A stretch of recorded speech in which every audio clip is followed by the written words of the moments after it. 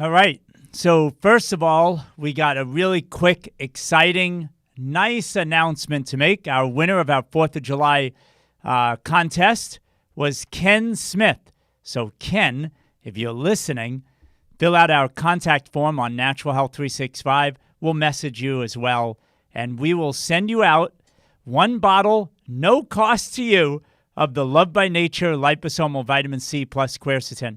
Thanks a lot for everybody who participated in the contest, in liking our Natural Health 365 page, following us, and of course, tagging 3 friends as well. We really appreciate your support. Okay, so toxins in your water. The reason why I'm doing this is mainly it was triggered by our readers. There were several that said, we want you to do a show on water. So, I could probably do 3 or 4 shows, but I'm going to cover first the basics, mainly because I know a lot of you know absolutely a whole bunch of people who have no idea about the information, the very basic, dangerous information that is available for people to know about, more about what's threatening them with the current public water supply that we have now, our drinking water supply. So let's go into it. It's a really big deal. Hi, I'm your host, Jonathan Landsman, for Natural Health 365 Live. These broadcasts are every single day, Monday to Friday, at 12 noon Eastern Time. We do another show mainly focused on improving your immune system, which will automatically protect your health. And so today, I'd like to cover, by the way, before I forget, if you're new to this broadcast, please do me a huge favor so I can connect with you. Type new in the comments section down below, NEW, and we'll be sure to give you a very special, warm welcome. Okay, so let's cover this. Public drinking water. Millions and millions of people in the United States alone, and of course in other areas as well, get affected by this, but mostly in the United States, believe it or not, it's a really nasty water that a lot of people are drinking. There's 3 big issues here that I want to cover. Number 1, our main focus is the fluoride that's being put into the public drinking water supply.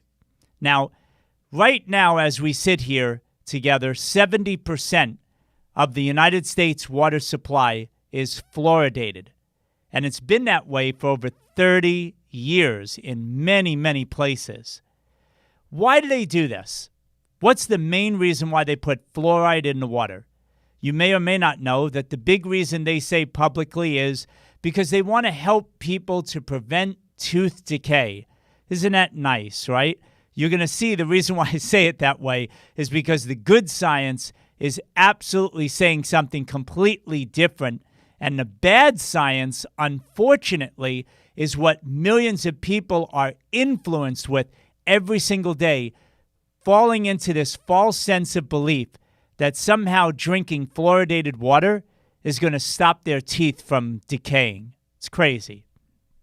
Here's an interesting point, though, you should know, especially for those of you living in the United States.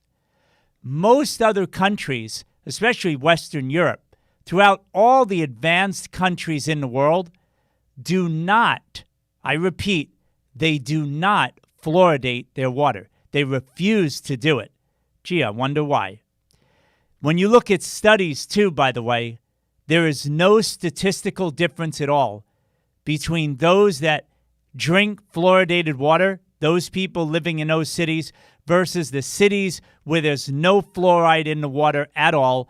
There is no difference when it comes to tooth decay, when they actually measure the amount of people. You know how I always say on these broadcasts, take things in context, not out of context. Most people listen to things like fluoride in the water to prevent tooth decay. Gee, that sounds great. But they have it all out of context. They never get presented this kind of data that you can look up for yourself to see that there is no difference at all whether you have fluoride in the water or not. So why on earth would they do this? In fact, if you go on just a little bit more and you look at the good science, in 2006, I can't believe when I say this stuff because it's so out there, but most people never see this. There was a 500-page review in the National Academies of Science that said that fluoride actually affects the bones, the brain, thyroid gland, pineal gland, and blood sugar levels. Can you imagine how many people are negatively impacted by these health issues, and they're never once told that it could be the fluoride that is sitting in the water that is causing them major health problems?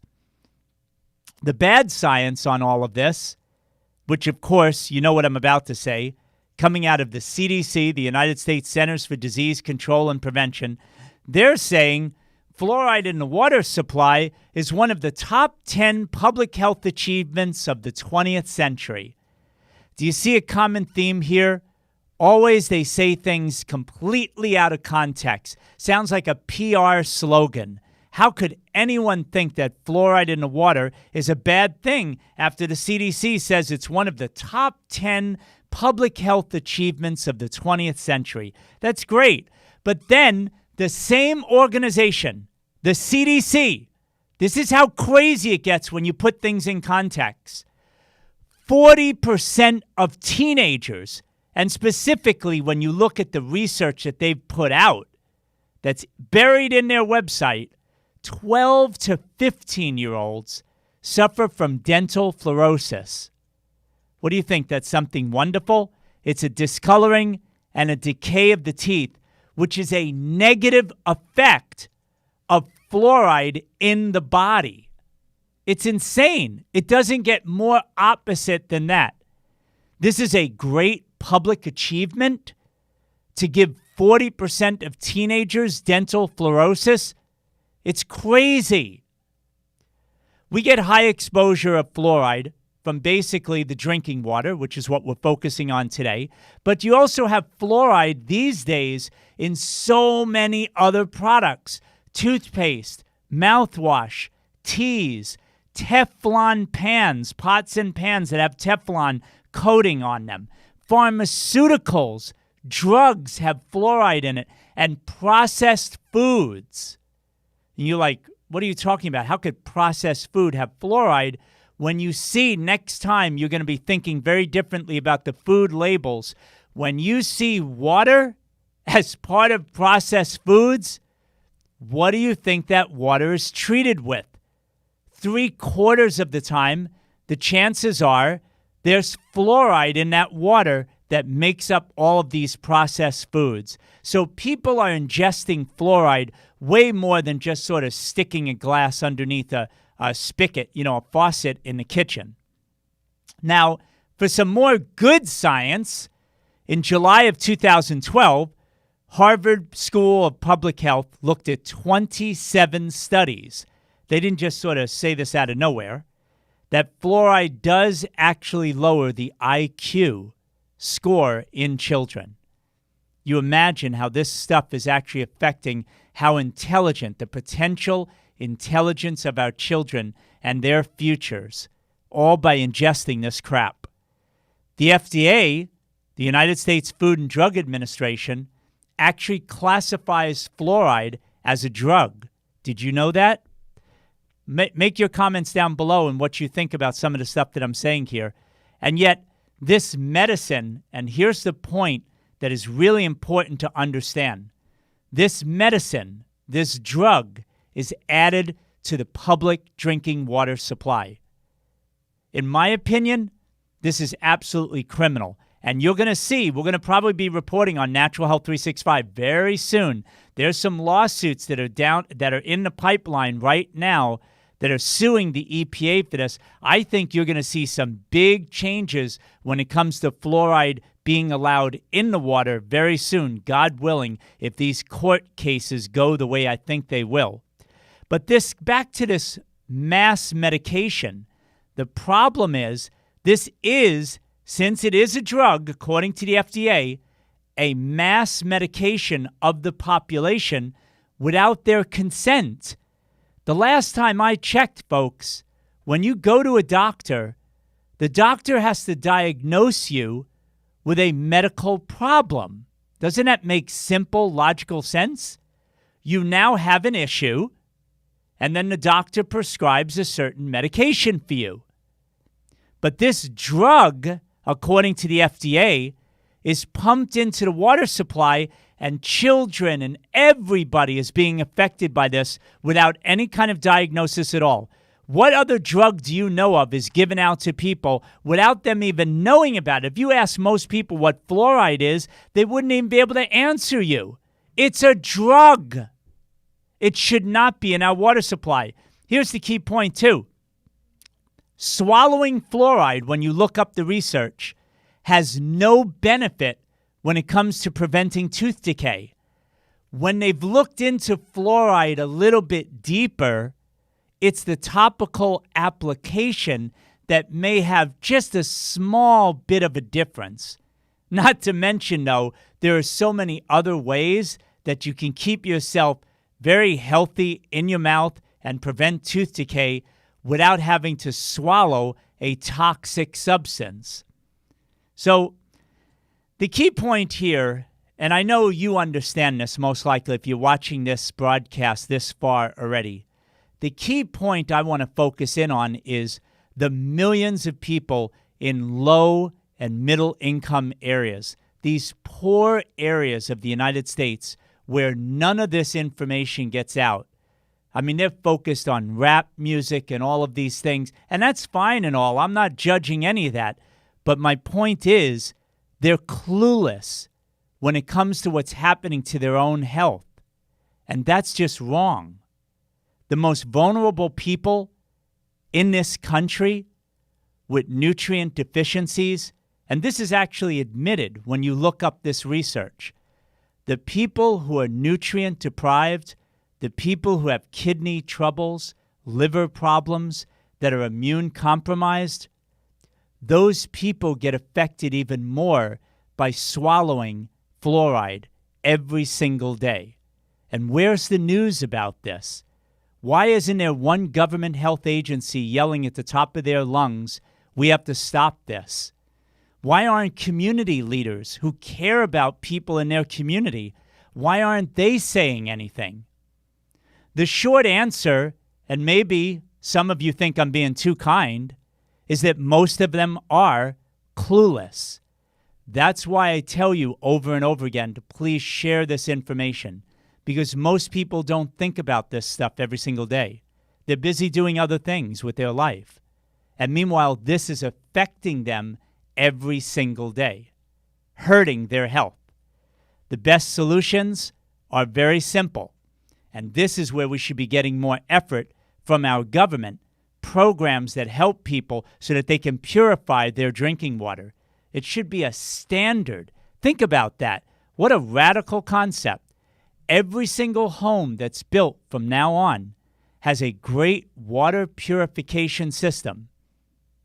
We should try to remove, which is exactly what's actively going on right now, remove adding this industrial waste product, fluoride, that's right, it's an industrial waste product, from being added to the public water supply. That's exactly what's happening now, and they're pushing hard, suing the EPA to stop this from happening in major cities throughout the country. So we've got to pull that, but before that happens, because we don't want to hold our breath for something like that, immediately we should be trying to purify the drinking water that we drink and that we're exposed to even in the showers as well. There's Berkey. That's a company, again, that you can just look up their site and pick out basically a gravity filter. Requires no electricity. It'll last you a very long time. You throw your water in on the top. It slowly goes through a filtration process. You do have to get the filters that filter out the fluoride. That's an extra filter that you have to just screw in to the Berkey unit inside so that it's taking out all these impurities that are in your water and taking out the fluoride as well. There's also AquaTrue. That's another system you can get. And then another alternative, again, without even having to buy anything, it's just a matter of locating a natural spring close to your home, even if you have to travel and get a whole bunch of jugs once a week, once every 2 weeks, depending on how many jugs you can get, and get some natural spring water, which is just amazing. If you doubt the quality of that water, again, mind you, this is the stuff that's coming right out of the mountain, not well water. That's a different thing. You're not going down into the earth to get this water. This is coming out, going against gravity. That's what real spring water does, and bursts out of a mountain. So there's sources for that all throughout the United States and throughout the world for that matter. You can find them at findaspring.com. Check out these. Now, some of them might not be, dated accurately because it's always being updated and changes all the time. Some places, the local municipalities try to deny people access to these springs, but it'll give you a good sense of throughout the U.S. and anywhere that you can find a natural spring, and then go check it out yourself. Ask people at the natural health food stores locally where you are. You'll be surprised. There'll be somebody you can find who knows where one of these springs are. And if you want to be really sure about it, just get the water tested once for yourself to make sure that there's no impurities in it. Most of the time, a really good quality source of natural spring water is going to be great. And I've talked a lot about the kind that I've done personally that I take in. We bring a whole pallet down to Florida. It's actually inexpensive that way. And for those of you who can't do a whole pallet on your own, you could actually share this with family and friends as well. You can pool together to get one pallet brought to you, and that might be a solution for you as well. There are other problems with tap water. Let's not forget a couple others that I wanted to highlight today. Chlorine, for sure, is put in there. Yes, of course, they'll tell you, oh, that's great. It kills the bacteria, so you can get some safe water to drink. But meanwhile, you're drinking chlorine. Think about that. It's like going to a swimming pool and drinking it. The chlorine can damage your brain, your lung tissue, and your eyes. It can become an irritant as well. In fact, just as a side note, in my athletic training days, one of the things I was aware of were these swimmers that performed a lot indoors in these swimming pools and were exposed to a lot of chlorine. Those people in particular had major lung issues. And today in the news with this pandemic that we're all going through, all we think about is breathing issues and keeping our lungs healthy. Well, swallowing chlorine is not really a good idea. And then the third aspect that I wanted to highlight today is lead. For obvious reasons, lead exposure is huge if you're going to the public drinking water supply and just getting it from a faucet, right? These lead pipes that are all throughout the U.S., they're leaching lead into the water. And for those of you who are familiar with a very famous story of Flint, Michigan, a lot of those people, the residents, weren't even told. Of course, no surprise to people watching this all the time. The public health officials, they wanted to hide it.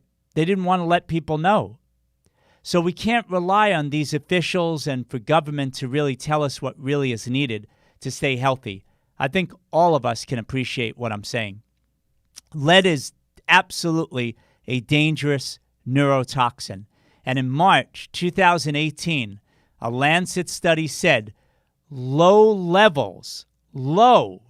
low levels of lead exposure is, as they say, important yet overlooked risk factor for premature death, especially when it comes to people who are suffering with cardiovascular issues. This is a really big heads up for you people who are having heart troubles or anything wrong with your circulatory system.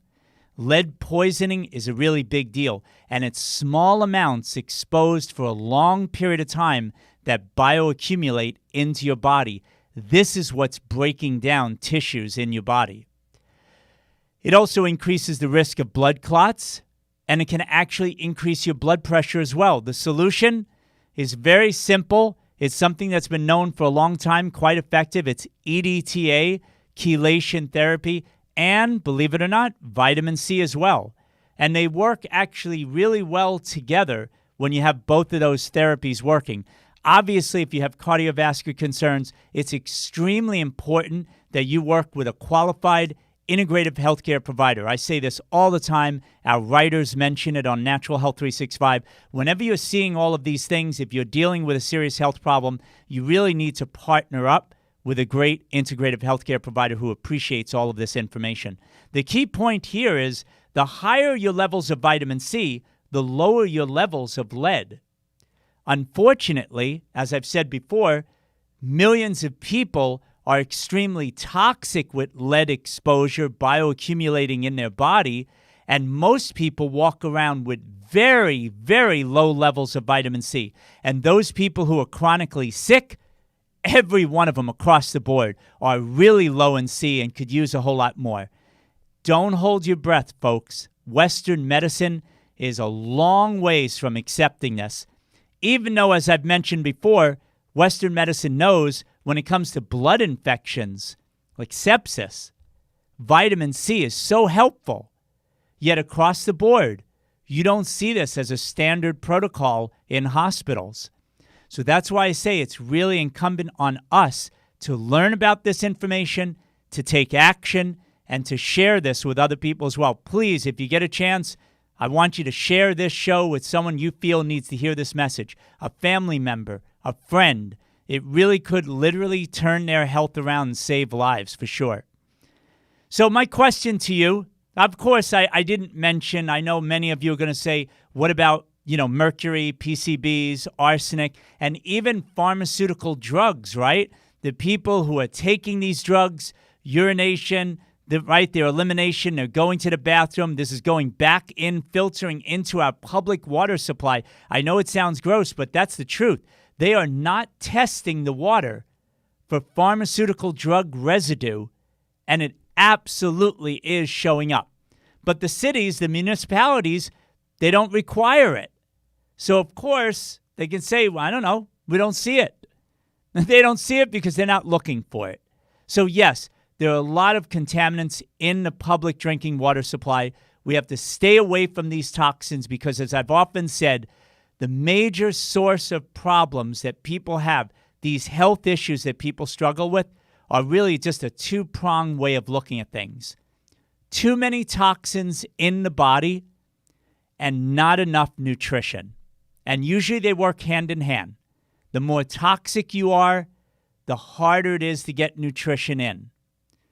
The less nutrients that are available in your cells, the more of an impact just a small amount of toxicity can have on your life. So it's really a vicious cycle that we have to turn around. My question for you today is very simple. What kind of water do you drink? Municipal tap water? Purified tap water? Bottled water? And which kind? If you'd like to mention it, that's great. Or are you one of those people that solely drinks natural spring water that you get yourself and bring into your home? Anyway, that's it for today. I hope you enjoyed this broadcast. I'd like to remind you that the Natural Health 365 live broadcast is every single day, Monday to Friday at 12 noon Eastern Time. We do these shows each day designed to help you improve your immune system function, which will automatically protect your health. I hope you enjoyed this show. Please share it. And I look forward to talking to you again tomorrow. Take care, everybody.